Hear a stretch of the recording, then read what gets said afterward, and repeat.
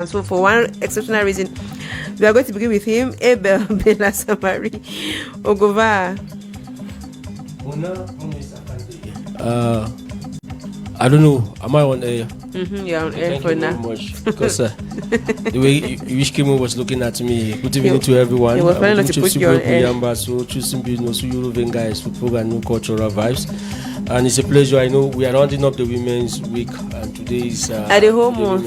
At the whole month of March. No hurry, we are not running up anything yet. The whole month of March we are discussing women. Okay, in cultural vibes, today is a special program for the women. We are going to talk about what concerns the women most. Yeah. So I'm happy to be part to also learn, but know that whenever there is a man, there is leadership now. So I'm the man of the house. I tell you. Closest to Samari, we are going to turn to Eleanor. It's Eleanor. Yes, Eleanor. That's a microphone there, Eleanor. Samari, I need a microphone. Well, yeah. Okay. Why are you doing that to our height? Ngwe Eleanor. Ngwe Habala. Which one should I say? No, not because I'm from Bengui. Oh, how am I supposed to greet you in Bengui? I'm supposed to know. Just help me. How should I say good evening? Besaye. Besaye. Mboti. Another one. So, yeah, it's true that how I say Besaye, that how are you? But if I'm supposed to say good evening, how am I supposed to say good evening to you? If I'm to say good evening in your mother tongue to you, what do I say? Just know the basics. Besaye. At least you know Besaye. You can also answer Boti, right? Yes. Okay, that's good. So, Ngwe Eleanor. Eleanor is my daughter's name. Ngwe Eleanor, you are a member of WAA Cameroon. Women in Alternative Action. Women in Alternative Action Cameroon. Wow, Alternative Action. I like that. You're going to explain to me what it means. Alternative Action. When was I discussing, right? Okay, no problem. That's good. You're welcome to Cultural Vibes. Thank you. It's a beautiful feeling to have women all around me. I've always had men, so I just feel so sweet this evening. And a lot of beauties, just making me feel very important. After Eleanor, I'm going next to my rightest right. Aisatu Buba. She's the coordinator of Indigenous Women Organization. Oh, I like Indigenous women. It makes a lot of sense. Jabama. Usekomieti. Come closer to your microphone. Jabama. Usekomieti. I don't end Jama.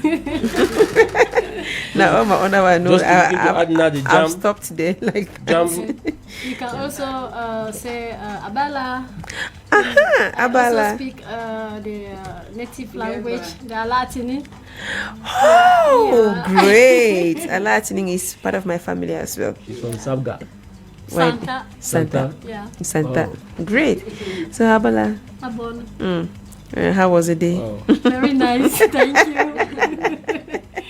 So you are the coordinator of Indigenous Women Organization. What do you do as Indigenous Women Organization?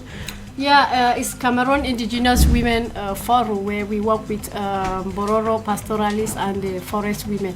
So mostly we work with them through empowerment, capacity building, and promotion of education of the girl child. That's a when we talk about empowering women, how do you empower them? By giving them plenty of money? No, not really plenty of money, but I think we build their capacities, like raising awareness about issues of gender-based violence, the rights of the woman, the rights of the girl, and we also provide them with income-generating activities so that they can have something doing, not staying at home, just only waiting for their husband. So it is a way of empowering them economically so that they will be able to escape from violence that they usually face. Who makes this violence on them? Is it the men? Of course, the men. But these days we see women that beat men also. I don't really think so. Within the Bororo community, I don't think where so. We see a woman beating the husband? It doesn't happen in my community. You know, first of all, the position of the woman in my community is very complicated because the woman is always behind. She doesn't bring out her voice. Is the men that are always ahead. So it is very difficult to find her. It's part of the culture. Yeah, actually. I post no problem. Yeah, it's what they call a pulaku. That is a culture of silence. Yeah. And sometimes it's very negative also, because it is having a very negative impact on the women. Yeah. You and I will be looking at the positive part of it also. No, there's no positive side. There's no positive side to pulaku. There's no positive side to pulaku. You say pulaku, right? There's no positive side to pulaku. In everything, there must be the positive and the negative. Adina, I'm crossing over to my left to meet Jackie Azza. Yeah. Right, I'm correct. Jackie Azza. It's Jacqueline Azza. Yeah. You're the coordinator of Bridgers Association. What do you bridge? Yeah, like our name is saying it all. We are bridging the gap between the men and women, between the boy and the girl child. Okay. So we have as mission to empower women and the girl child so as to attain gender equality. So we give an opportunity where women and girls can have equal resources, equal opportunities, and fulfill their potentials without any discrimination. I didn't even greet you. How do I greet you in your mother tongue? Abena. Abena. Abena leno moa. Abona. Ojognema. Engawa shikwe. That one I will be now. Bafoot. God bless me. No, I'm talking Mancon. Mancon. Yes. Acrossa. But they can resemble. Yeah, we almost have the same language. And I'm just flowing along. It seems as if the only problem women face is the gender-based stuff, equality issue. We'll come to other problems that women face. Don't worry, we have up to 8:30. It is the base. That's the base, yes, because the base. Violence has a lot of things inside as a definition. The word violence is not only slapping a woman. There are lots of things put inside the definition of violence. Don't worry, we are coming to it. This is Cultural Vibes, Women's Day special, and I just love the month of March because it makes me feel very pretty. I'm going to cross over to the coordinator of this Dignity Sisters program, Evelyn Loom. Which one do I say? Just say it first, I'll answer. Greet. Abena. Abona. Otishin. Itishin. Very well. That one I don't answer fine. Well, so you are of Dignity Sisters program, DC, and what do you do in Dignity Sisters program? When you hear about sisters, it means that it's about women as well. Yeah, it's about women as well. Dignity Sisters program is to build strong, dignified, and self-sufficient women. That anything that will make a woman to live with dignity. That is what Dignity Sisters is all about. Promoting gender equality, engaging for equality. So all of us here, as you hear from us, we are all women, and all our organizations are all promoting gender equality and raising the level of women to be self-sufficient. Okay, that's beautiful. So from a cross section of the panelists, we understood that today is a very special edition of Cultural Vibes. We are focusing on women because we're in the month of March, and Monday the 8th of March was International Day for Women, fighting for the rights of the women, and that's exactly what we're going to be doing in today's edition of Cultural Vibes. First things first, I'm going to begin with you, Evelyn Loom. Let's talk a little bit about Dignity Sisters program. You have just given us a brief platform. Now, what we are faced with problems of women who have different challenges. We know that the woman is the one who goes to the farm. She does the farm work. She does the toiling, the harvesting, the selling. Mm-hmm. But the primary thing that a woman would need to do all of that is the land. Mm-hmm. Do we have access to land? And that's why we are here today to say that it is difficult. We can't clearly say that women have access to land, because all along in our lives, even in your own family, you will experience and you know that women do not have access to land per se.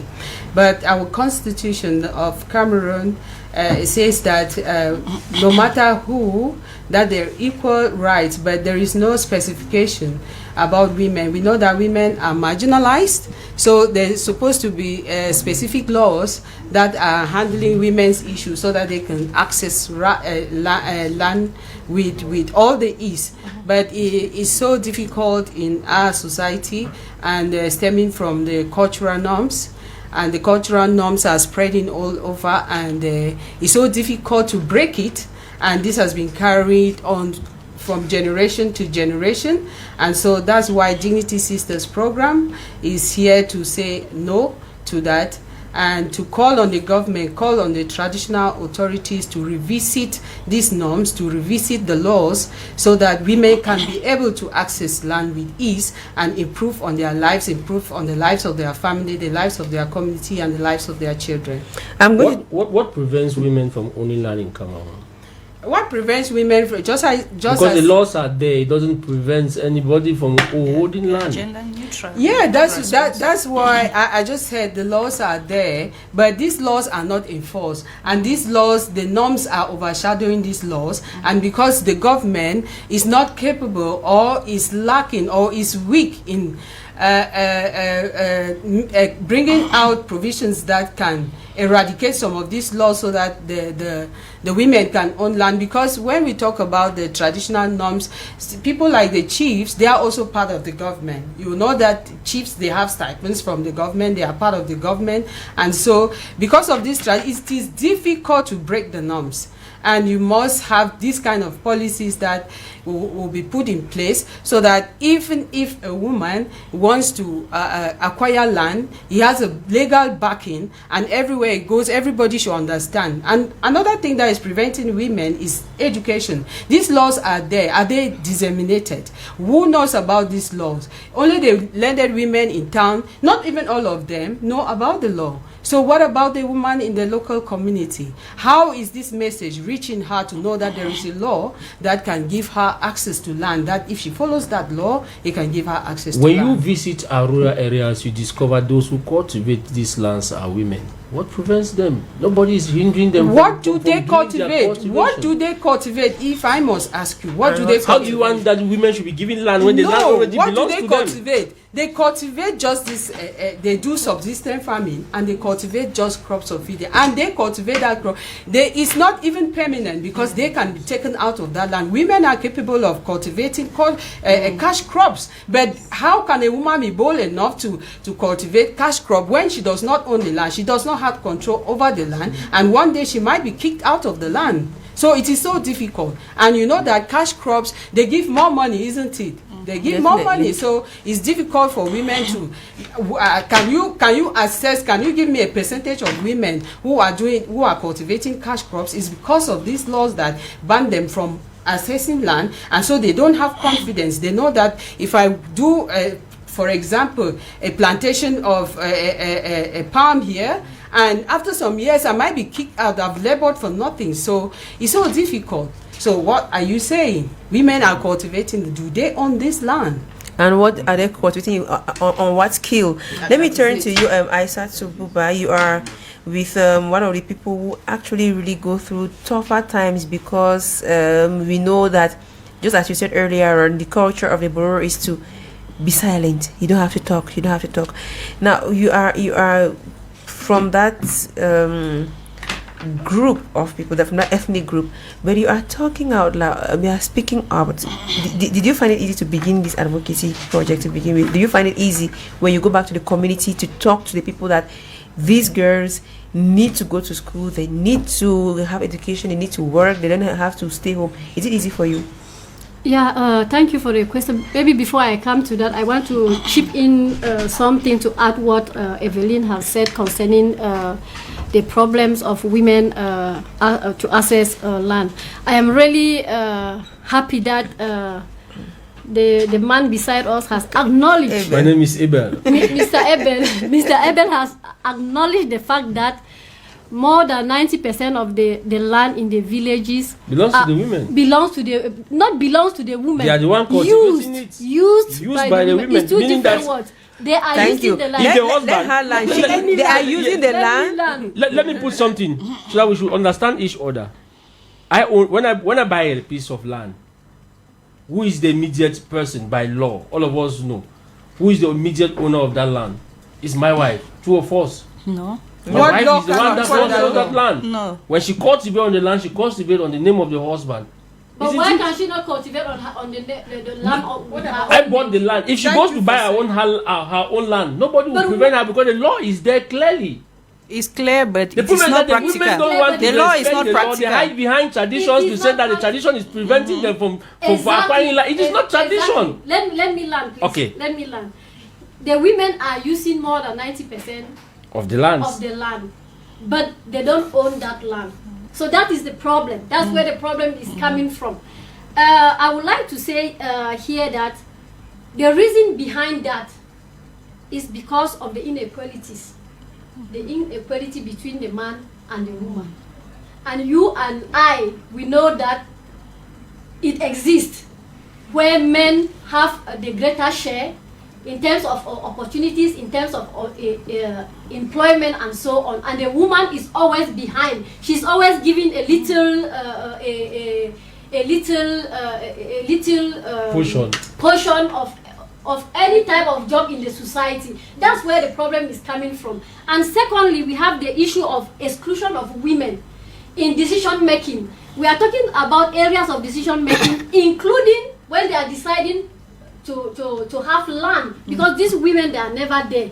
And if you are not there, nobody will even talk maybe to talk in favor of you, saying that you have to acquire a portion of land and so on. So they are not present in those areas. Take an example. Women, they are taking decision concerning women or girls. They are not even there.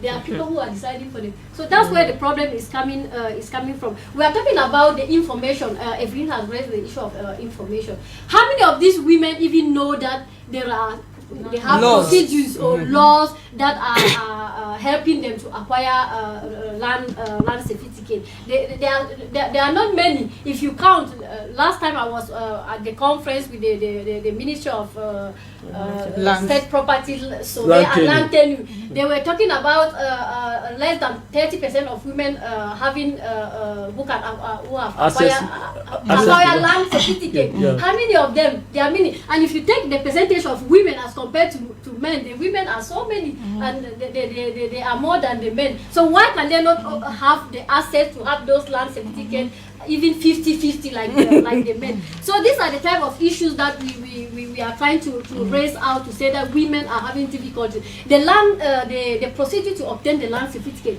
the procedure is very long, is very cumbersome, is very costly. How many of the women in the villages can afford to pay? How many of them can move from one office to the other to follow their files to obtain land certificate? Why can they not simplify the procedure for these women so that they can simplify it for women alone? Of course. Yes, of course. Should be gender responsive. Are you going to say the gender balance? Yes, because we know that there is a problem. There's inequality between the man and the woman. But you gender equality, and then you are not trying to put the equality into practice. That's equity. It's the role of the government. It's the role of the government to protect the women so that they should have equal rights and equal opportunity with the men. Well, the women actually have a voice. I think that the problem here is how much advocacy that needs to be done, how much talking needs to be done. I'm going to turn to you, Elinor. As you are a young girl, definitely you're growing to a woman, and how will you feel if, for example, your father was to be sharing land, or all his landed property, and does not give you a share in his land? How will you feel? I'll feel extremely bad.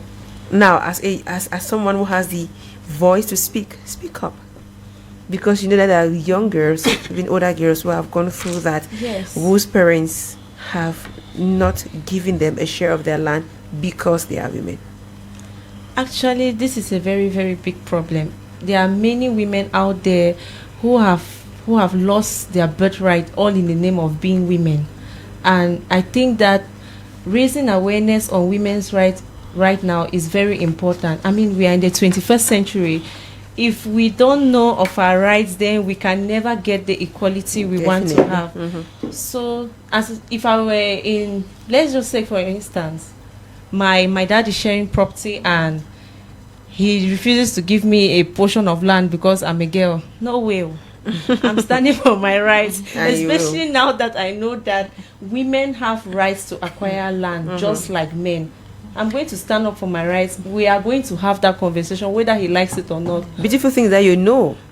And if you even have a step forward by knowing which law, which article says what about you owning a piece of land, that's even a better option. But now let me turn to you, Jacqueline.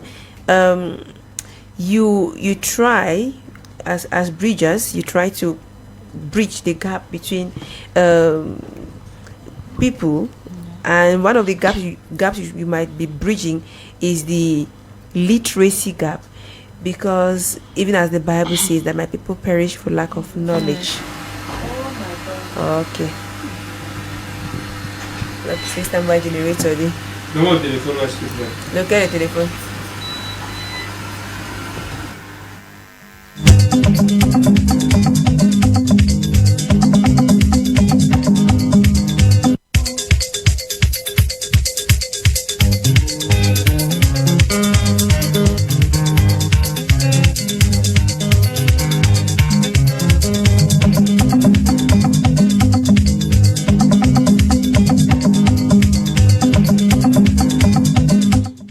You're welcome back. You're just joining us. This is Cultural Vibes on 88.4. This is Real FM, and we are having a wonderfully interesting program today. We are in a special March edition of Cultural Vibes. We are discussing some of those traditional practices that hinder women from attaining their full potentials. And the case study today is land ownership. And we have powerful ladies in the studio who are doing everything possible to make other ladies be in the know. And there's also a gentleman sitting right by Abel Samari, who is with us also. We have Evelyn Loom, the coordinator of DC. We have Aisat Buba, she's the coordinator of the Indigenous Women Organization. Jacqueline Azza is the coordinator of Bridges Association. And of course, Ngwe Elino, who is a member of the Women in Alternative Action Cameroon, very important. And myself, Promise Akante, of course. We have Irish Kenmu, who's at the other side of the table. Well, Jacqueline, I was asking you, like, because women who don't know what they deserve will not know how to ask for what is rightfully theirs. So I don't know, as a bridger, do you try to make these women first of all know their rights, what they are due? Yeah, of course. When I listen to what my colleagues, let me say my colleagues in the field, in the humanitarian field, have said, and what Mr. Abel was trying to say, that women actually are the ones using most of the land because the laws are there. So I would like to clarify something. These laws are there, but the laws are not gender responsive. These laws are just gender neutral. They are just lying there. They are silent laws, which are not really giving the impact that is required.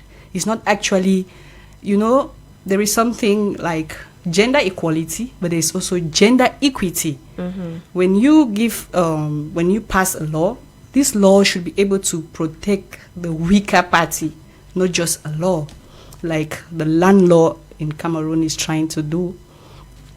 Okay, coming back to helping women know their rights or know the law that is helping them or can help them to acquire land certificates. First of all, we'll talk on who has the capacity to acquire land certificate. Yes. The law of 5th August 1974, that's the Land Tenure Ordinance, is saying that customary communities and any individual within these communities who occupies and exploits land before the coming into force of this 1974 Land Tenure Ordinance is apt to acquire a land certificate. I don't know if you people get what this law is trying to say. That the person that is supposed to apply for a land certificate is someone who had occupied land before the coming into force of the 1974 land tenure ordinance. 1974 land ordinance. I was not born by then. Yeah. How does that start? Yes, I can think all of us here were not born. So you see, this law is almost like obsolete. And so Cameroonians, what is practical in the field is that people still go ahead to apply for land certificates for lands which they did not occupy before that time, because they didn't even exist before that time. So that is what obtains in relation to the law. People and so now, if I want to advise a woman, like the question is going around, do women have land rights? If anybody asks this question, it's just like you are asking that, is a woman a human being? So I think this question should never come up again. We are here today, led by DCIP, to say that women have land rights just like the man. Now, going by that, right? That she did not end the sentence. She did not end the sentence. Let her end her sentence. Women have land rights. Yes, just like the men. Then now there's a question. There's a follow-up question. What is preventing these women from possessing their possession? That is simple. Yeah. To me, I started by raising that issue. To me, it's just the fact that women want to remain on the background. But we have cited because some of the there is problems. no woman. There is no woman. The problems. The law is clear. difficulties. There is no woman that has gone to buy a piece of land. First of all, you have been prevented because you are a woman. I've never come across that in my journalism career. It exists. Secondly, it does. Secondly, there is no woman that will apply for land tenure certificate. That is land certificate. They will refuse to give you because you are a woman. In Cameroon, it has not. But if we go now to the aspect where they say tradition, because we should not confuse this issue. There is because I heard there's a language here. There's that they give me in traditionally we don't give land. They don't give land. If I want to construct in our family compound, meet my parents, they give me a portion that do your own activities. All of us we know that in our tradition they don't sell land or they don't give land. They apportion you a portion for you to utilize it for a particular purpose. Like that. They don't give inheritance like that. So if a girl also comes that she wants to do a play in the compound, if they get land, they are girls. And I don't think that they will refuse you if the project is what of the house. If the project is what a she project, wants to build her house in her father's if land. the project is what a project, if the project is what a project, and the family people sit and analyze, why would they refuse you? She wants to build. When the boy asks in the fatherland, somebody come and uproot it because when the boy woman. asks for Of the course, land, do they those also are things that projects? go. Those are practical. Those are the situations that go on. Abel, the question is when a boy comes, do they also analyze his project? They'll tell you that you have to get married and you're going to your husband's You house. see, Obviously, the tradition demands that you should get married. If you are married, then you go to your. That is what the tradition. Do you says. stop No, being your but father's I child? You stop being your father's child because you're married. You sit Why there. can you not Why are you get coming back again to the man's compound to come and fight what you are not supposed because to? I'm the child of that house. You are married to somewhere. You see what you are already doing here. No. You are already advocating against women having access to land because you are already saying that why should a woman come back? The law says You are admitting what we are saying. married. First of all, let me count. When you married, you carry your husband's name. Two of us. True. Why did you carry your husband's name? But do you still? You also carry your father's Why name. you carry your family's name, Even if you have the right to inherit Stay from your father. with the name of your father and then that of your husband. No, it doesn't. It's not. It's It's not about name. It's not about name. belong, It but Yes. shows that you belong somewhere. No, you know this That is. you belong somewhere. No, excuse That's me. not marriage. Excuse me, Ebe. I know that you want this discussion. You are just stimulating us. You know the truth. You know the truth. You just want this place to be booming. But that's beautiful. That you people are the ones that carefully sat down and made this law that when a woman gets married, she should carry the name of the husband. I don't think it's obligatory. You did not consult the woman. You didn't, and you did everything in your favor. You have never consulted the woman to ask the woman's opinion if you would like to carry my name. It is imposed on the women, and because the women are weaker sex, and because they face this gender-based violence, they just succumb to it because they know that if they don't accept, they will be maltreated, they will be beaten, they will be, they will be thrown out, they will be accused falsely that you don't want to bear my name. It means that you have other issues, you have other strings. Why should a woman bear a man's name? Why can't a man also bear? Let's change the whole thing around. Why can't a man bear a woman's name as well? If we want this equality, if we think that we are treating women fairly, let's turn the table around so that men can also bear the names of their wives. Ladies and gentlemen, this is Cultural Vibes, and you're live on 88.4 on Royal FM. You're watching us live on Facebook on Royal FM Cameroon. To say a big thumbs up and good evening to you, Master Alfred, watching us all the way from, I've forgotten the country, somewhere in the whole wide world. You are doing the right thing, and to all of you watching us across the world, you're doing the right thing. Now, if you want to be part of this program, you can either call us or you text us on 655-54-3457, 655-54-3457, or 671-157321, 671-157321, and you will be part of the program. Yes, he's monitoring us from Grenada. Now, which country then? That's Caribbean. It's a Caribbean country. Though. I know that it's in the Caribbean. We are all over the place. Yes, he's monitoring us from Grenada. I had to verify again. He says, no, Abel, they don't want to remain in the background. Men are keeping them in the background.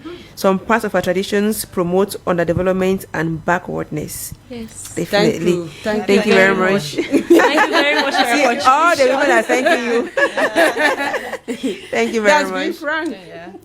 Grandpa watching us from Grenada. All right, thank you very much. Some of these traditions, of course, they actually promote backwardness. Now, before we take a short musical break, I'm going to turn back to you, Aisatu, because we were saying something earlier on before you switched to go to let's continue to talk about land, but we'll come back to land because even in your Bororo community, there is also the women who also work with land. They still have something that they do with land, but I'm just curious how comfortable the other people look at you, maybe the older generation of women who have always been made to know that they should be silent. How they look at you, like, are you a rebel? Do you look like a rebel to their eyes, that you're talking out and instead of staying quiet, shouting and say that no, girls need right? Have they tagged you rebel? Yeah, thank you very much for this important question. I think from the beginning, when we started our work or our advocacy of empowering women and girls, it was not really easy. Because first of all, as I have earlier said, women are always at the background. Yep. It's due to the culture and the tradition, and they have grown up like that since they were very young. So they are used to the system. So it was very difficult for us when we came in to start telling them about empowering the women or educating them to send their young girls to school and so on. So it was very difficult from the beginning, and it's very difficult for the man to allow her woman to come and attend also our meetings. Yes. So sometimes at the beginning when we organize meetings, we didn't realize the problem. We will call the women and then we will come to the meeting. Sometimes we will not even find the women; they are not there. So we were like trying to find out what is really happening and so on. So we realized. And we realized that we have to involve the men. So when we have those meetings, we have to inform them that we have meetings so that they can allow their wife to come. We tell them the importance of carrying the meeting with the women and so on. So that's the strategy that we started using. So it was not really easy from the beginning, because when they saw us, they think that we are coming to instead teach them rebellion, so that they will not be respecting the women and so on. But along the line, they realized that what we are doing, it was really important.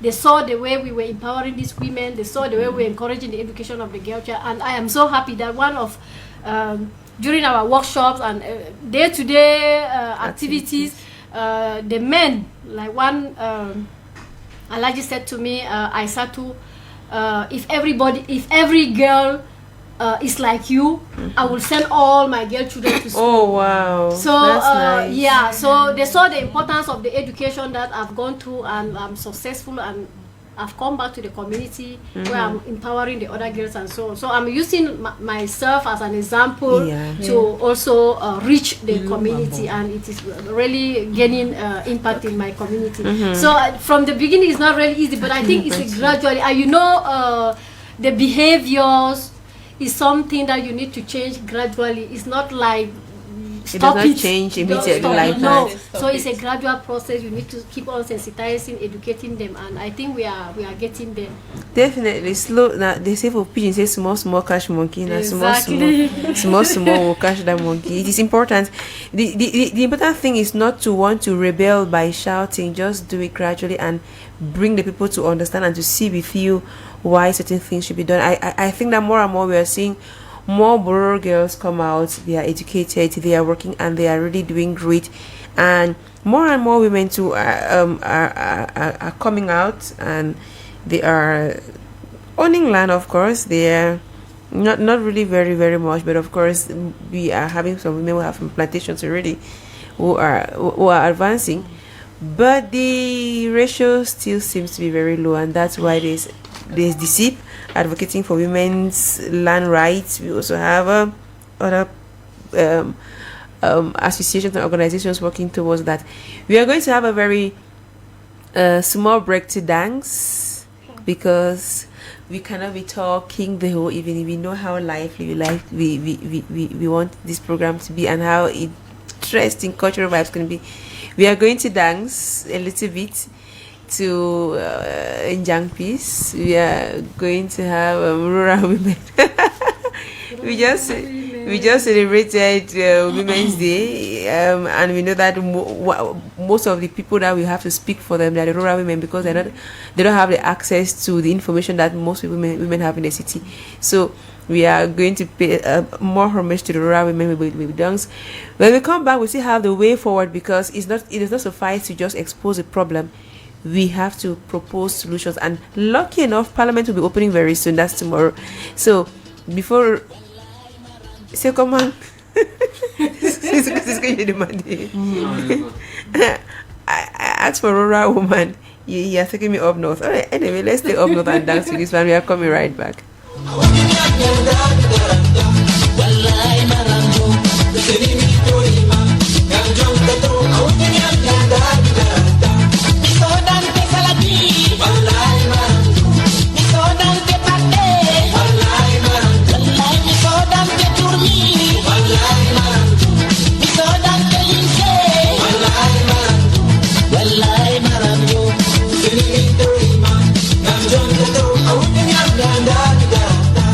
Wallahi maramjo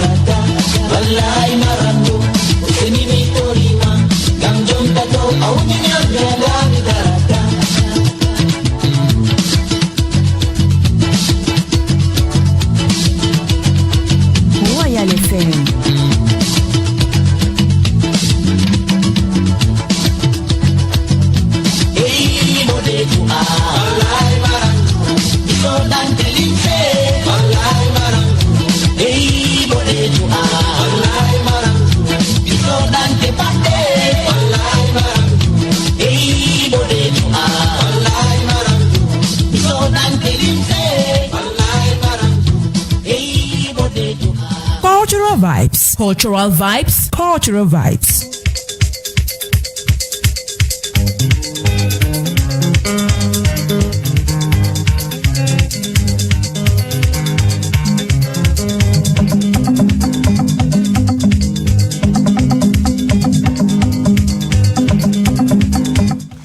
Welcome back from the north, and we are back in the studio. For those watching us live on Facebook, yes, we've been dancing, and it feels good to dance. It feels good. I never knew that I was teaching other people. Me, I never know how to dance. I was I never knew. So, Marie, before you want to say that I don't know how to dance, come and see me teach people how to dance. See.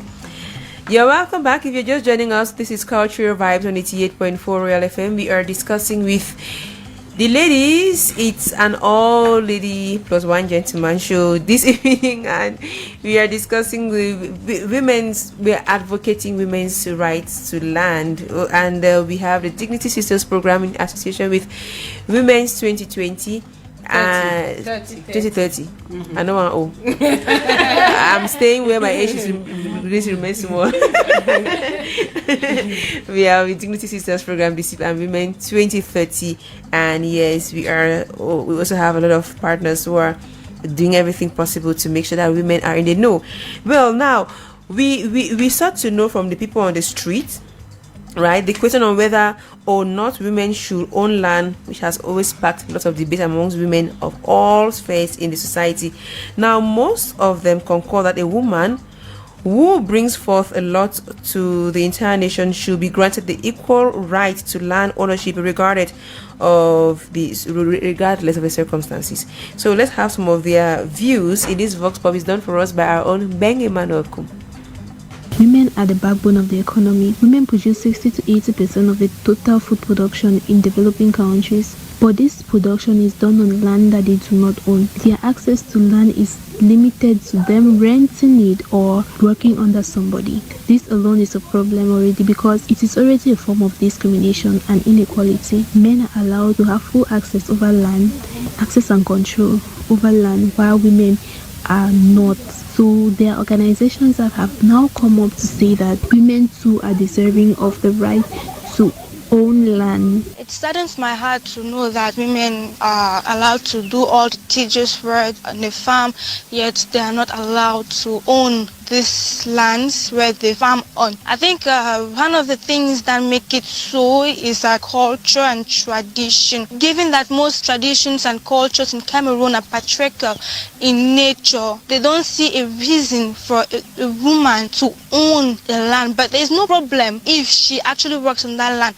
And I think one of the reasons they even let her to work on the land is because the men think that as a woman, it's her place to do the hard work. It's a place to do all the tedious work, and the food she's going to cultivate is going to come back at home. At times they cultivate that food is not even to sell it to make money for themselves. No, the first thing they have in mind is, oh, my kids need to eat, my husband needs to eat, but they cannot own the land. To be able to remedy this situation, we have to go back to tradition before we even want to look at the government and what the law says. Yes, because the law only reinforces what already exists and what was put in place by our various customs and traditions. We need to be able to revise those traditions and customs and to allow women to be able to inherit properties, because the inheritance of land in some of our cultures is just one of the many things women are not allowed to possess.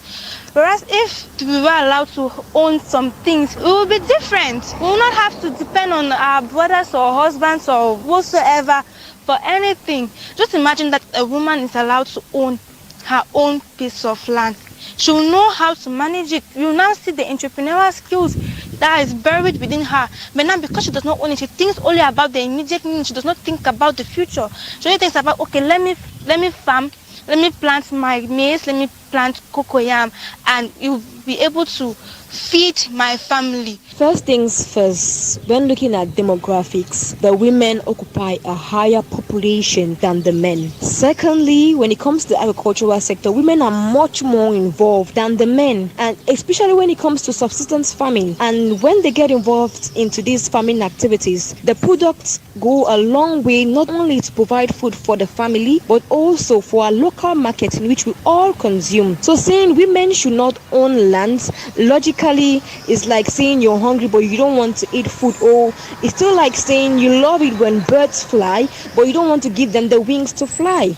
And I would just say that if we have to eradicate this mentality, or if we have to solve this problem, I think firstly we have to educate the women to boost their self-esteem, because many of them in our local communities believe they are not supposed to own lands, whereas legally they are fit to own lands.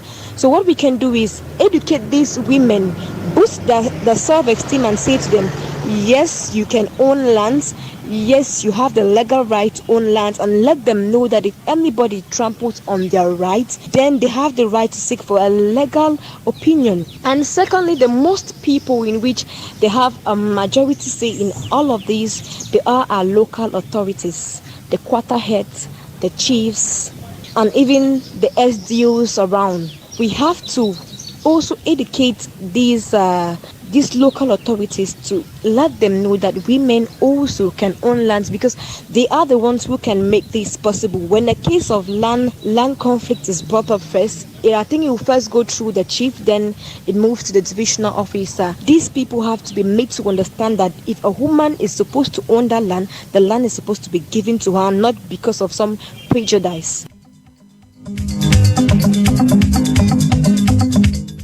Well, beautiful opinions there in that vox pop done for us by Mbeng Emmanuel Kum. Evelyn, I saw you nodding when the people were talking. Does Disip buy this, or what they were saying? Like, he should, I don't know for what reason he really did just with the girls or the ladies. Will you have rather a man? We call that in journalism bias report. You know that's not true. But it's what concerns women, so women should speak about it. Yeah. We have to mention our problems. There's no male voice. There's no other opinion. It's one-sided. There are male voices, but the women's voices are more important for now. Yeah. Mm-hmm. So let me ask Disip with Women 2030. I just want to stay where I'll be young. Women 2030. Have you been working out solutions like, okay, we know that these problems exist, we know that women need land, women are the main users of the land. Are there ways that you're proposing, like we can better things by this way? Okay, thank you very much, and that's why we are here. We are here because Dignity Sisters program in partnership with Women 2030 have made us to be here, because this is what we are doing already, sensitizing the public, telling the woman you have the right. The few laws that are there, we can use it, but we don't even know about it. So Dignity Sisters program, in the first place, organized a workshop with CSOs. These are some of them here that we have come to the studio together to do this advocacy, to train them on how to on knowledge on the laws, and also train them on advocacy, so that when they go to the community to do their work, they'll be able to tell the women in the local community the laws that exist for them to be able to access this land. They will be able to sensitize the rural the authorities, just like the reporter on the street said, that these are the norms. The chiefs and the judges, they have to be educated also to see the disadvantages that women are having if they don't own land. So Dignity Sisters program in partnership with Women 20, this is part of what they are doing, and they have come to the radio to continue this advocacy, to continue this education, to tell the woman that no, don't stop asking for your land rights. Don't believe that culture has said that, no, I don't need to own land. You don't have to believe that, because we are already saying that these things are obsolete. In some communities, this is not even, this is far back, it's gone.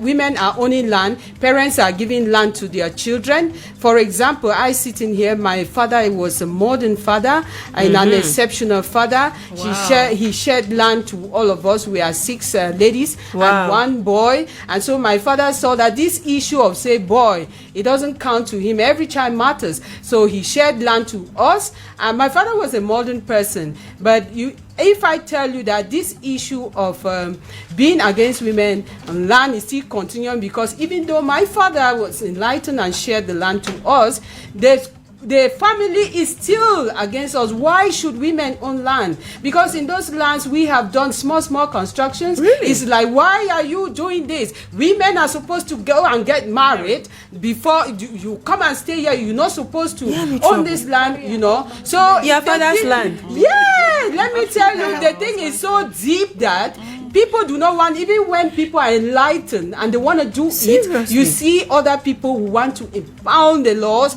that they should continue. So you see, these are practical examples that I'm giving you. And you also, I want to give you another practical example. I, for one, I've bought a land, and that land is at the verge of going. Maybe it's because I'm a woman that is owning that land. I've bought that land for 5 years. Somebody just get up from nowhere and say, this is my land. My brother took it and sold it. So just as I'm here in the community, I'm looking for those people who always want to help women to access land, to help me with this issue, because I can't go without it. Maybe it's if I was a man, they would be afraid. But because I'm a woman, they know I'm a weaker sex. They know I can't do anything. And that's why they just want, somebody wants to come up from somewhere. Somebody buys a land. This is 8 years ago. You have never futured. And now you are coming to future and say, this is my land. So you see that this tradition is going on and on. And if we don't fight it now, it's going to go to our daughters, and even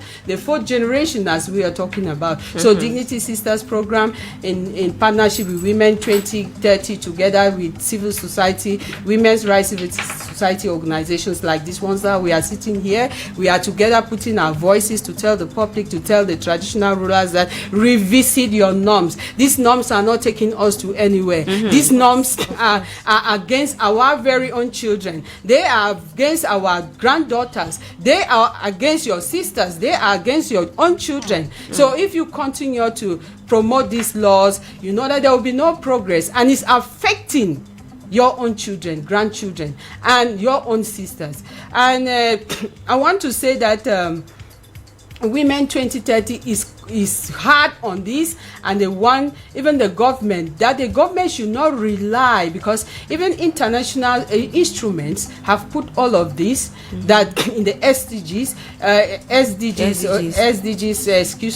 they have put all of this. Women have to own land, and they are signatories of this land. They have to make the provisions. They should not make laws that are hanging in the air. They should make laws that are landing for women. They should not make laws that are like an aeroplane that is flying with one hand. If an aeroplane is flying, well, it cannot fly. An aeroplane must be balanced like this before it's going to go. So we are here to say that women should stand up for their land rights. Know the law, first of all. They should know the law. And that's why I'm going to turn to you, Jacqueline, because we need to understand these laws. What are these legal instruments that back the fact that women should own land, and how do you even proceed to have a land certificate?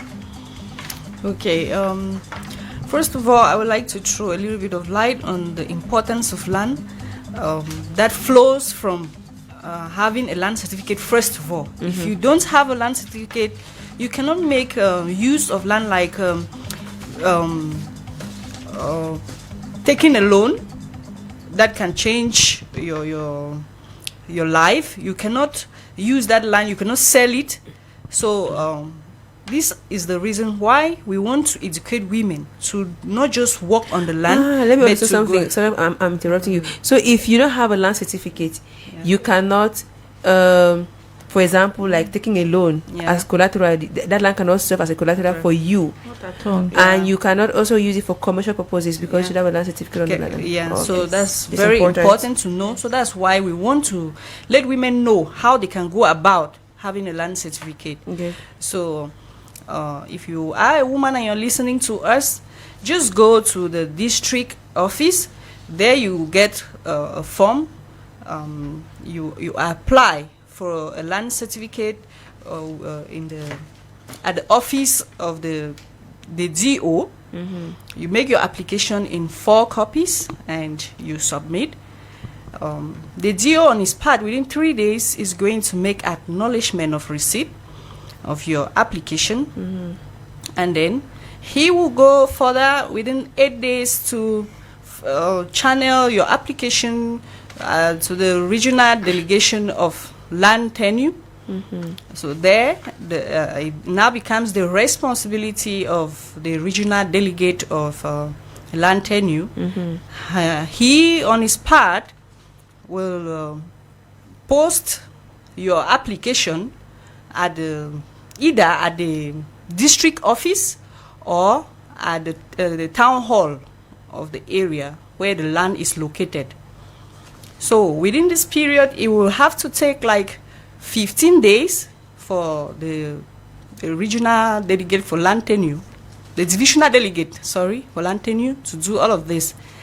And then from there, the divisional delegate will, the DO, having published this, the DO will now convene the land consultative board to the area, to the land.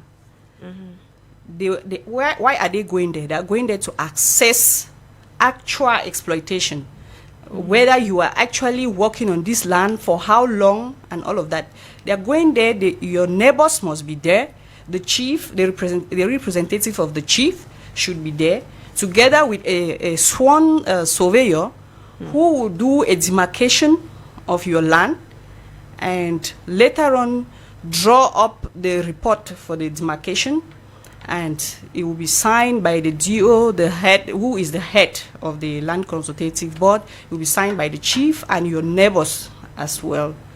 From here, the DO is going to now give room to the delegate of land tenure to go through this application properly, to check for irregularities, and this is going to take like 30 days. What? So you can imagine the cumbersome, like we already say, the process 30 is days so. to return an application. The process is too long. He's going to check all of that and then go ahead to register it in the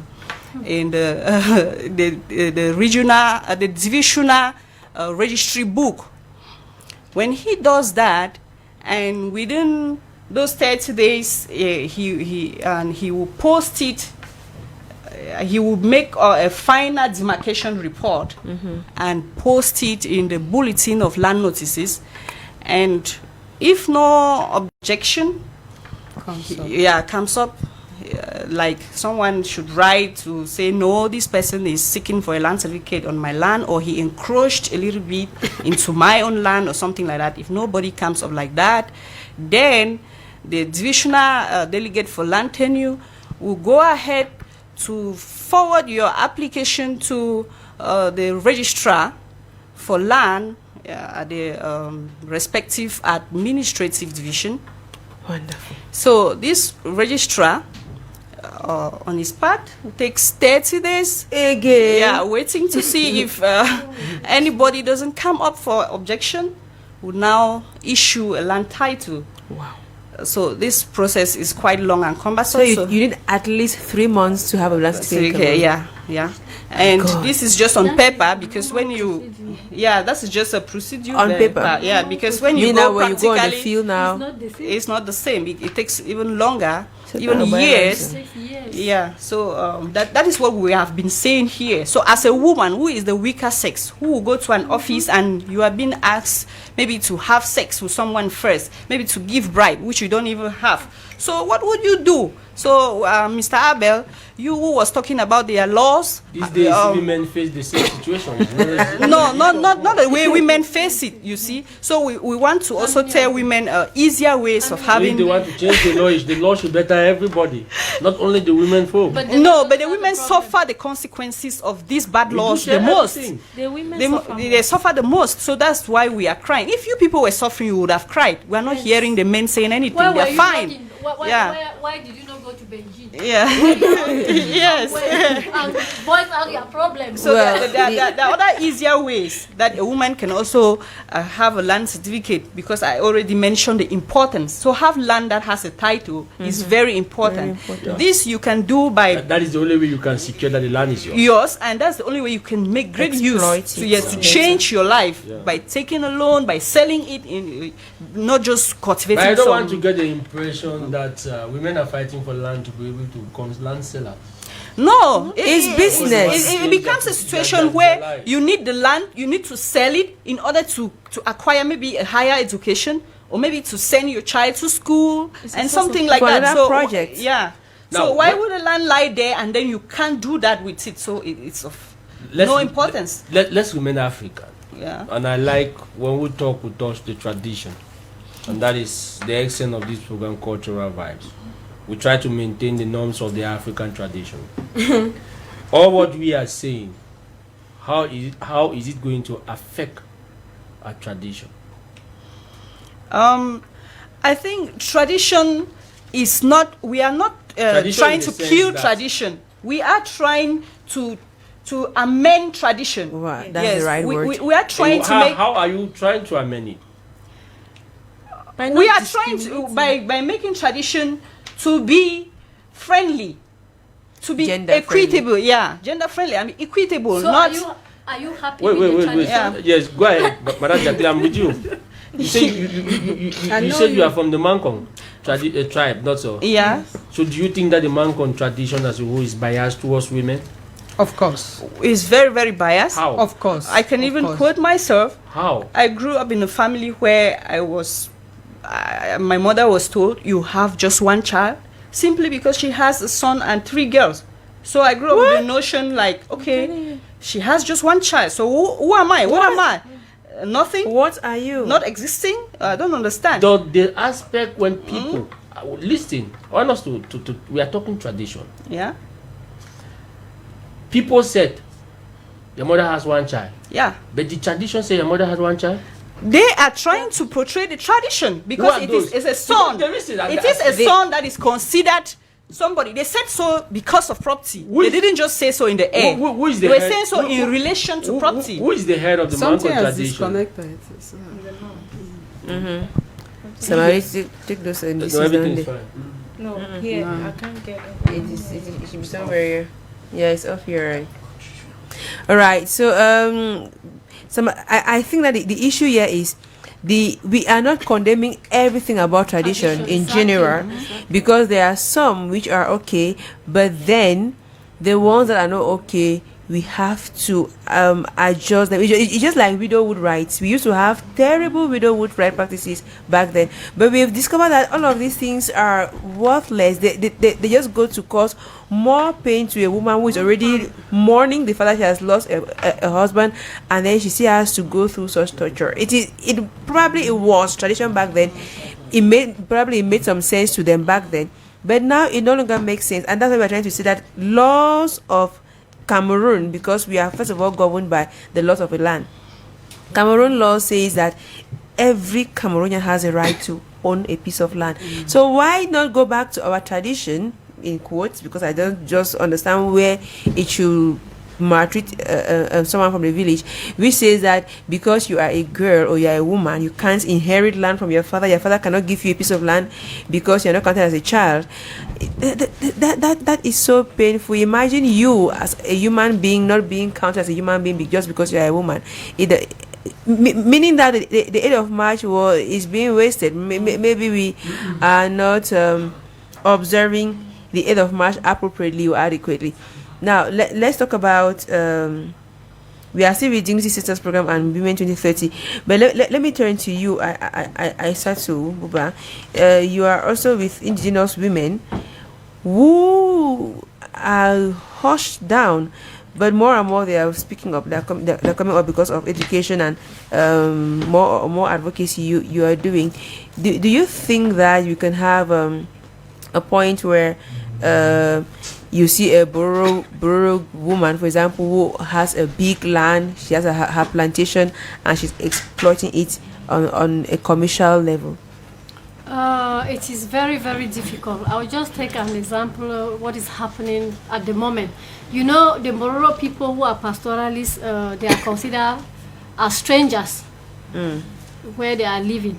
And so it is very difficult. Even for the men, you know, they have their cows, they are living on top of the hills, on top of the mountain in search of water and pasture.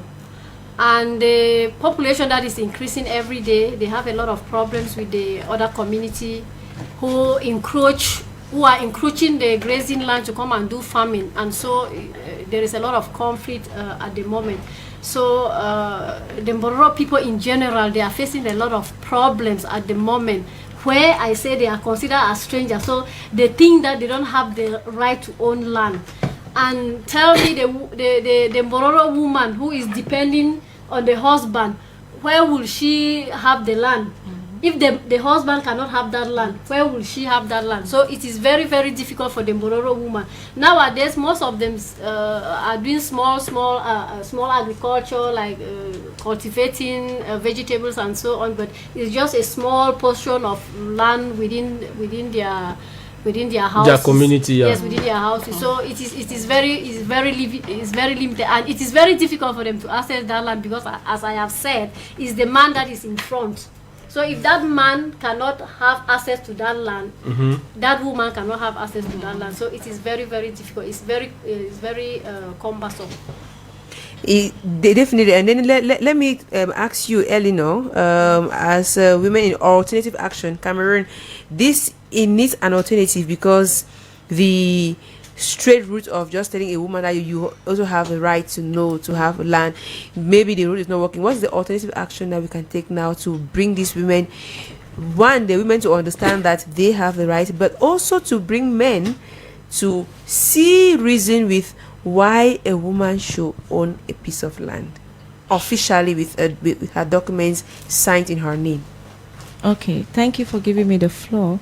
First of all, Women in Alternative Action is a non-governmental organization that is aimed at protecting and promoting human rights, especially that of women, because women are the most marginalized population in the society. Speaking of what needs to be done, what alternative action can be taken, first of all, we need to work on our traditions and customs. I like what Jacqueline said, that we are not trying to ban the tradition, but we need to amend the tradition because it has to become gender sensitive. I mean, women have always been considered as property. Anything a woman wants to say, they will just say property is that property wants property. Can you imagine? We women, they are calling us property. So, first of all, that is a very, very huge offensive word said on us, and we really like that the tradition should be amended. I mean, they should maybe they should reduce the rate at which they marginalize women in their different customs and traditions. Like what our brother here was saying that because we get married, it means that we don't own our father's land. Don't we own our father's name? We are first of all part of that family before going. It should even be a bonus to us that we can have lands from the two sides, because first of all, we can take from our fathers then take from our husbands. Definitely. I mean, that's how it's supposed to look like. It's not supposed to be something that will instead cause you prejudice. The fact that you're a woman, it was supposed to be a luxury that you enjoy, like you are enjoying from father and husband. I mean, because your names just increase. You just add your husband's name to all the ones that you have. So whatever comes behind your husband should just add to what you had from your father. Logically speaking, I don't know if we are not saying it the right way, but I think that more and more, the more we talk about it, the more people are aware, and we just learned quite a lot. Learning how to acquire land from you, Jacqueline. Let me turn to you, Evelyn, with the SIP and Women 2030. When you look at the way things are being done now, do you see hope in the future? Like one day we will get to a society where every young girl can happily say that this was my father's land that he gave to me, and then I have to make documents now in my name and just have my land happily? Yes, I think there is much hope because even with other areas like before, how many women do we used to have in the parliament? So today, how many are we having? Great. So if you compare that, you see that this issue of land is going to change. It just depends on the change of mindset. If people change their mentality of this, especially it begins with a culture, we'll always go back there because sometimes it's so difficult. People think that they don't want to tamper with their culture. And when Ebe was saying, how do you keep your culture? It's not about keeping a culture. What is the culture of advantage to us? Is that culture we are keeping, moving us forward, or is the culture making us stagnant? Okay, your dress in that and jumper, how has it caused harm to anybody? So we Promise to is dressed like that. I'm dressed. How has it caused harm? It doesn't cause harm, so we can promote it. Our fear is that one day women want to become the traditional rulers. Of course, that's your fear. That's your whole point. What is the fun of Akume woman? Yeah, of course. Why not? That is from where the land laws will change. Come a day. You know, the chiefs are we part don't of the have to imagine those cultures that kill us, those cultures that degrade us, those cultures that dehumanize us, those cultures that are not moving us to anywhere. If we are putting on a traditional wear, it's beautiful, everybody loves it, and everybody is smiling. We should put it, we maintain the culture. But if we are bringing a culture that people will be crying, shading and ruling and suffering, can't have a meal a day, then we should ban that culture. We don't need it because it's not promoting us, it's not taking us anywhere. So simply, those cultures that do not harm us, we can move on with them, and that's our dignity. But those cultures that have nothing to do with us, they cannot promote us, they can't take us to anywhere, they bring us rather sadness, bring us no development. We should keep them aside and move on. So I think Dignity Sisters program is gearing towards that, and there is all hope. In the days ahead, we'll be having a town hall meeting that will be bringing the chiefs, we'll be bringing the parliamentarians, so that we'll be discussing all of this and seeing how they have been interacting, mainstreaming gender as far as women and land is concerned in their community. Where it's not working, we're going to make amendments, and there are echoes that they want to revisit the land laws. Great. And it is in process, but we have to continue talking because that process has started. If we don't keep talking, it might die along the line. So we have to keep. We have just heard. If we have not seen it, we'll keep talking until we have the land laws in reform, and that can affirm women's land rights. So it should not end in the drawers. It should not end as a project. It should continue and be materialized, because there are lots of things that need to be adjusted when it comes to land laws in our country. And I was just going to ask if you're working with the chiefs and the traditional rulers as the SIP and the Women 2030, because those are the real people to touch. The traditional rulers, those people who make laws, and those chauvinists. We are a patriarchal society. These are the ones. It's the I hope that. No, I know. It's the man of the house. I know who he is. The issue is this. Whatever thing we do, we should not go against certain principles. Most of us are Christians here. We know the position when it comes to such things. Who is a man and who is a woman when it comes to those stuff. It's not issue because the Bible principle says that the man will remain the head.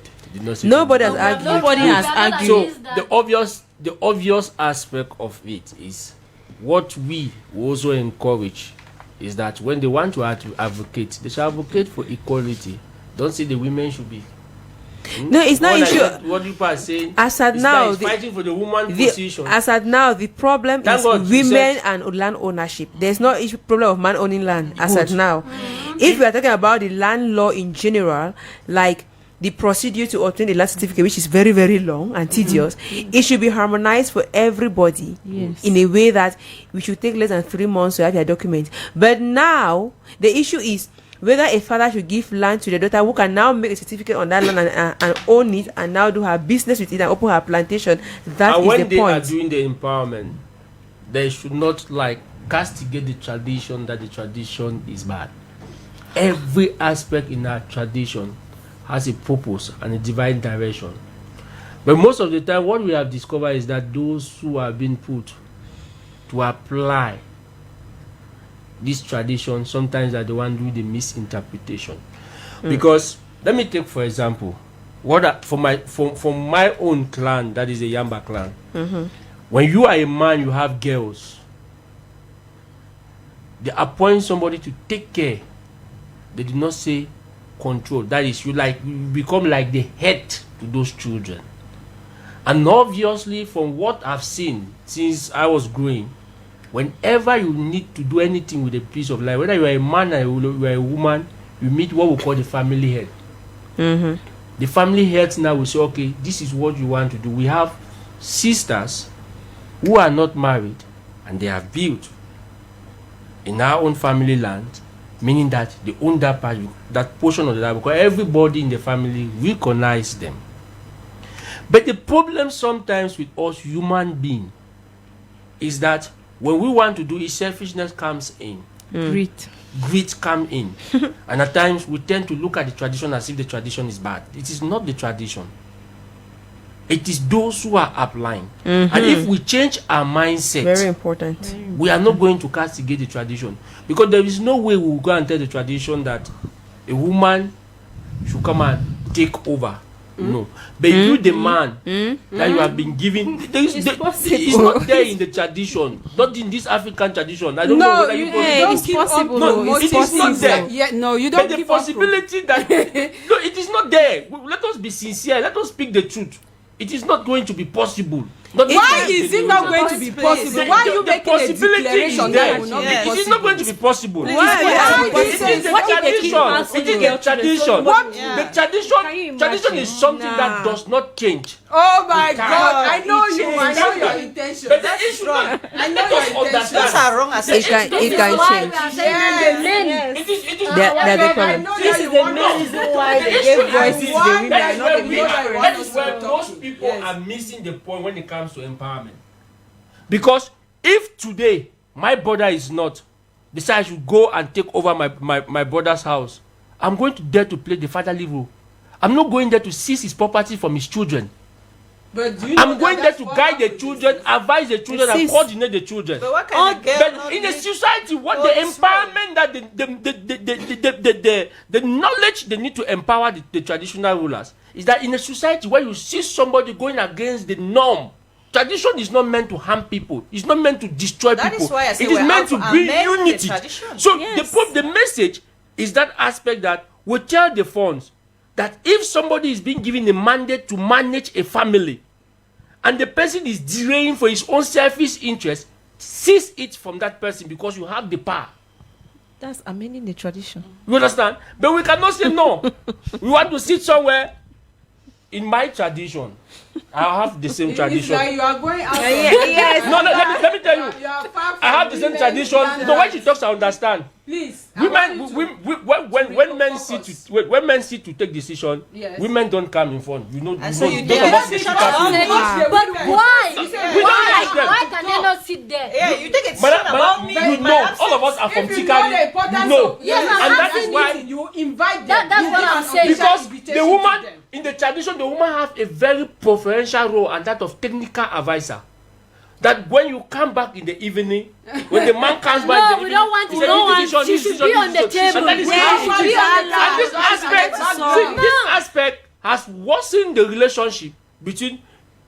That is my finding. That I'm telling you that between the men and the women. You know, all of us we are from Tikari. Yes. And even right up to today, even all the education that they have been given, it is not yielding as much fruit as we needed because the target message of that of changing the mindset, recognizing that everybody is important, but it should not be like breaching another one. No, it is obvious that in modern days today, how is it being ameliorated? Because of some of the education, sometimes you see when you want to go and do certain things like tradition, the man will say, "Let me discuss with my wife first." Meaning that the women are coming in. No, not every man does that. So Not everybody does that. That is the education which is going on now. That is the issue of land. If women want to use land, they must come under the family setup. A woman cannot come and be where there is the man, they begin to fight land with men.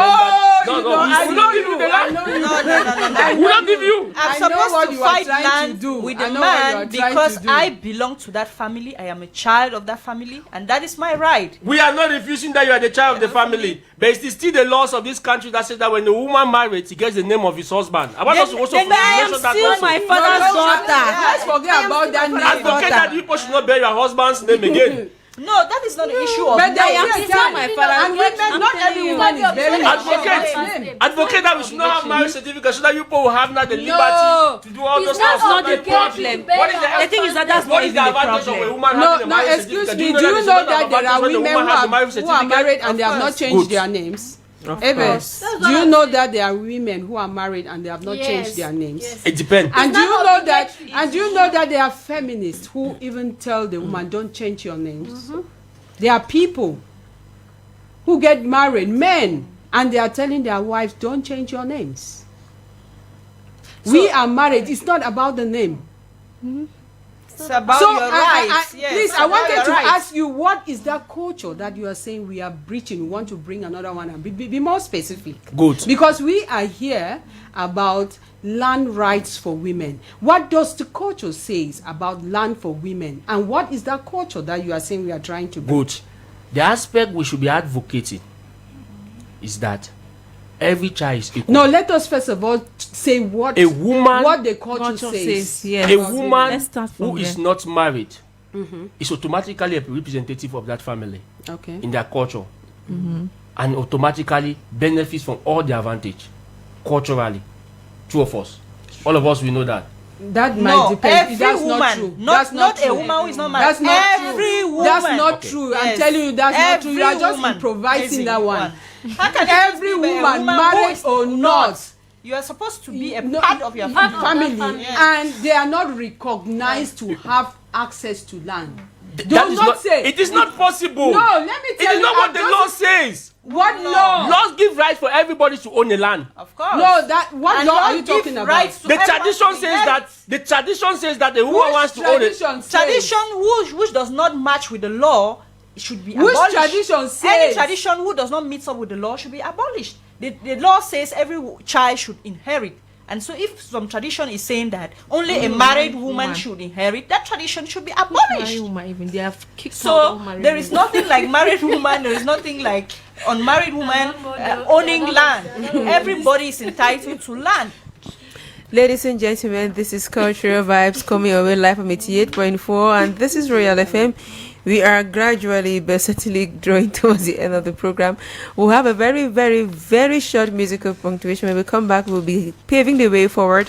How do we get women to have access to land with a land certificate? Don't move for more. We are coming right back. Si quelque chose a été fait pour améliorer la situation de la femme rurale, beaucoup reste à faire. À la première dame de notre pays et à toutes les premières dames du monde, la femme rurale compte sur vous.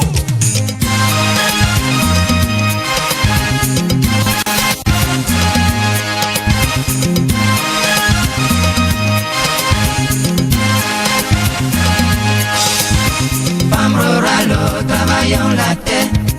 Femme rurale, nourrissons le monde. Femme rurale, travaillons la terre. Femme rurale, nourrissons le monde. L'ambition de notre pays, de consolider sa sécurité alimentaire sous l'étendue de territoire national. Le développement de notre pays tout entier en dépend.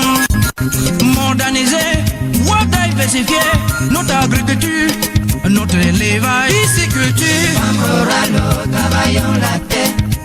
Femme rurale, nourrissons le monde. Femme rurale, travaillons la terre. Femme rurale, nourrissons le monde. Jeunesse camerounaise et africaine, n'hésitez pas à retourner à la terre, car l'agriculture est une métier noble, prête à vous accueillir. De Gangaoundere Zoua Garoua, Har Marwa au Cameroun, de Gazaria, Zoua Abuja up to Lagos in Nigeria, de Kenya, Zoua Bamako, Har Dakar au Sénégal, Inage de Yamata de Maza, Ouinuma, Dumingona, Shine Kishin Aziki.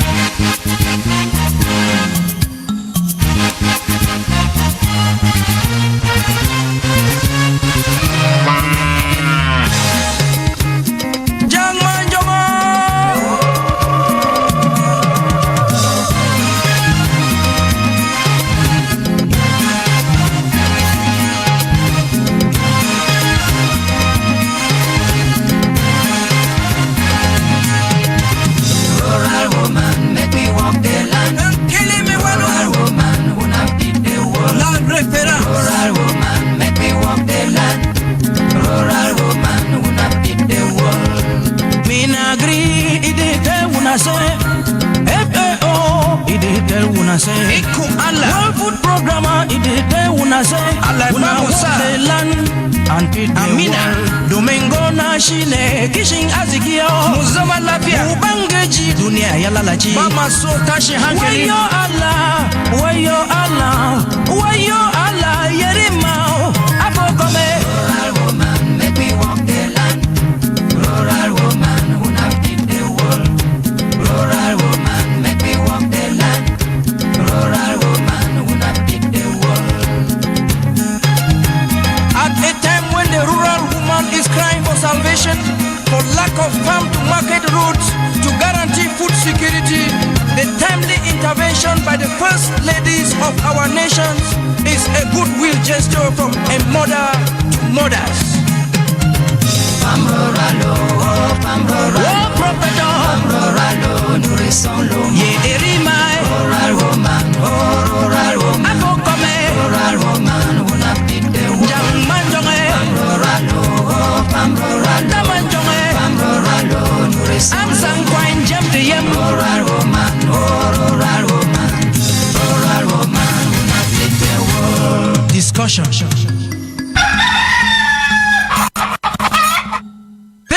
Countrymen, Zango, Nanyango. Agriculture is a noble profession. Una join them. The Food and Agricultural Organization, FAO, and the World Food Program through the Ministry of Agriculture. Igo helebuna, ula la la la la la la la.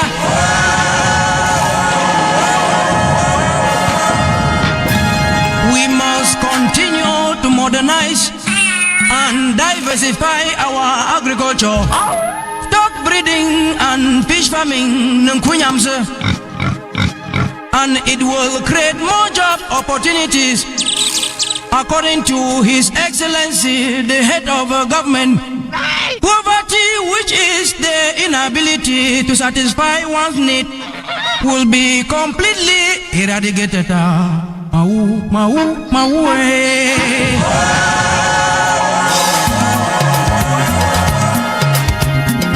La créativité ne se vend pas au marché.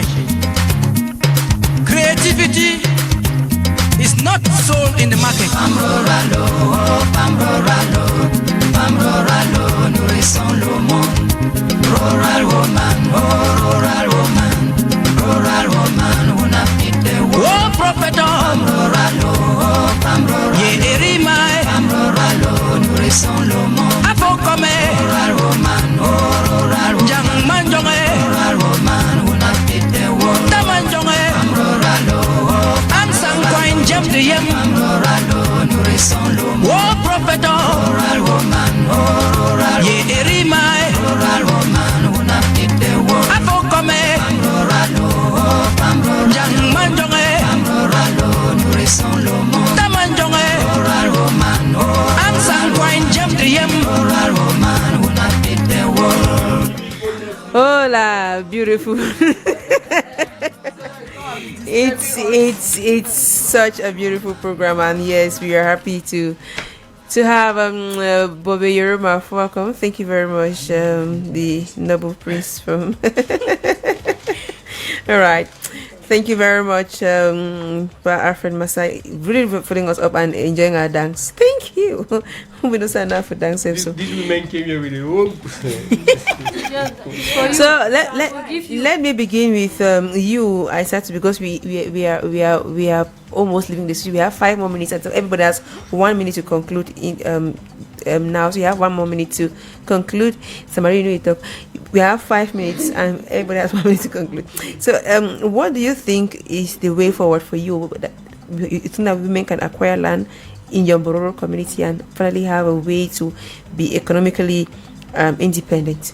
Yeah, I think as concerns indigenous women, the land laws and the procedures of obtaining the land certificate should be revised. It should be made in such a way that it should be accessible to these indigenous people. You know, they are not people who are really educated enough that can understand many things and so on. So if they can simplify the procedure of obtaining the land certificate, I think many women can have access to own land or a land certificate. And then secondly, we need a lot of sensitization, as we were saying, that we need to educate the community members themselves, because of changing their mindset on this culture and tradition that are preventing these women from enjoying their fundamental right and also having access to this land. And I will also propose that they should uphold the principle of ownership of indigenous women. As indigenous women, you know, indigenous women are discriminated and marginalized in a double way, as indigenous women and as women as a whole. So they are carrying a very big load on their they have double charge. Yeah, so they should be able to recognize these indigenous women and also the ownership of land. We wish you luck. Just continue being who you are and doing what you're doing. I'm just happy that some people could recognize your strength and wish that more girls be like you. Just keep being you and be the strong woman that you are. Thank you very much. Eleanor, what's the way forward? What recommendations can we make to have more women enjoy the right of just being a human being? Well, first of all, I'll say we need to revise the land tenure ordinance. It needs to be revised, because especially looking at the realities of women obtaining land in Cameroon. Well, I don't want to be gender biased. I'll say women and men, because the procedure is very long. Yeah, so Definitely. they should really facilitate the process of obtaining land.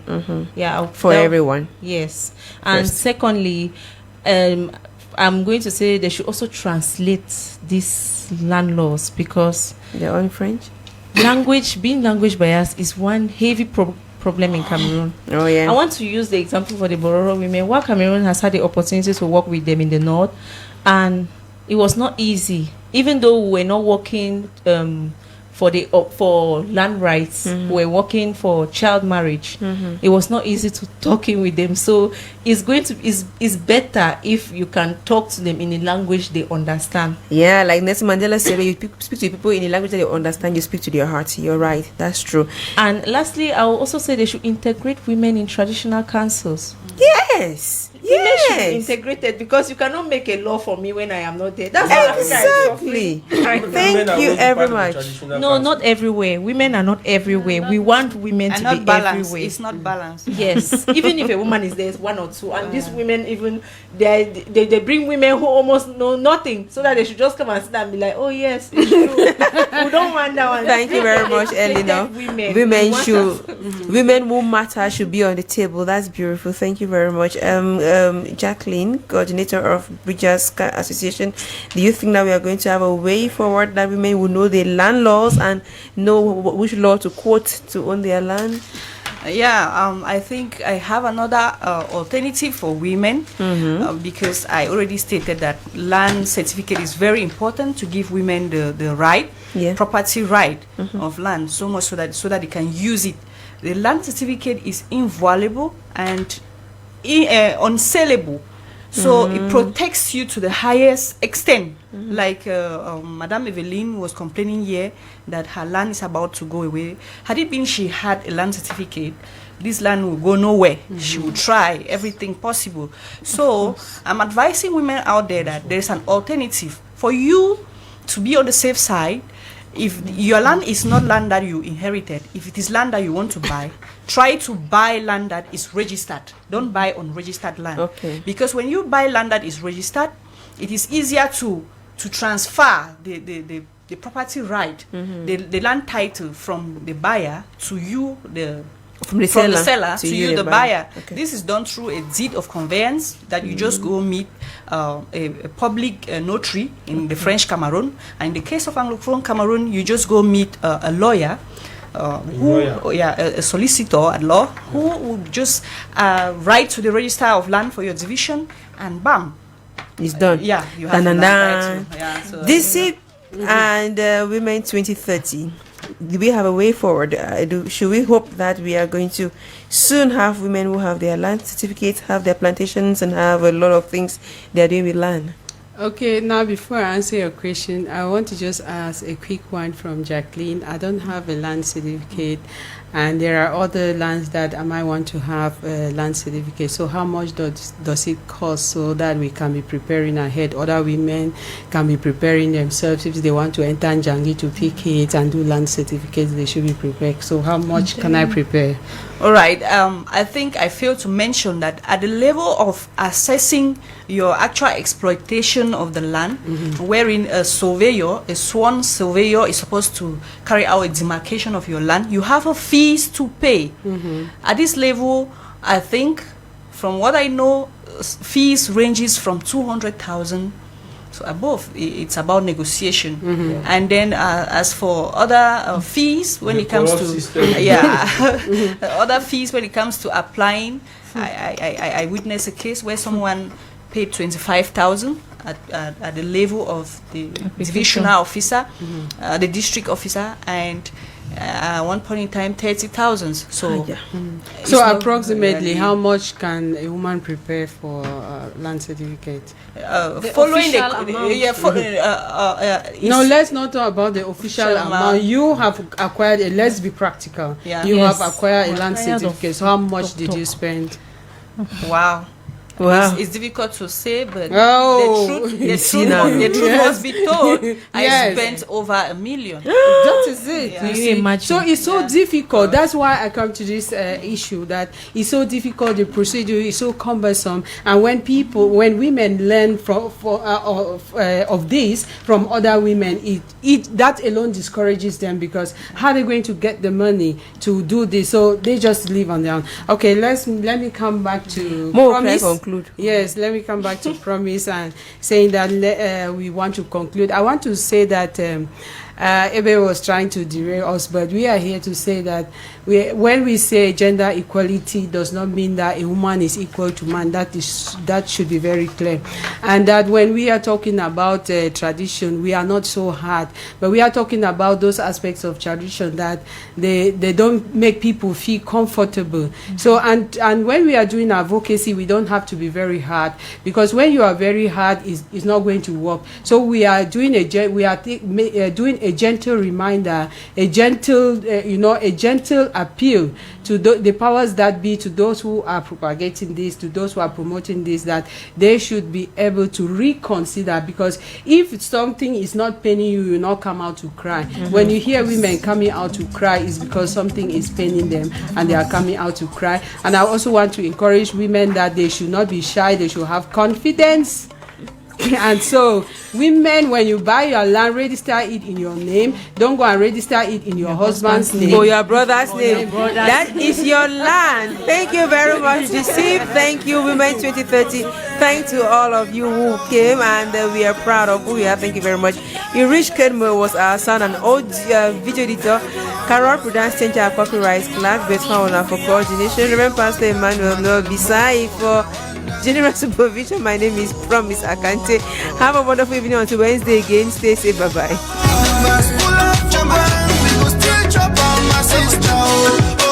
Oh,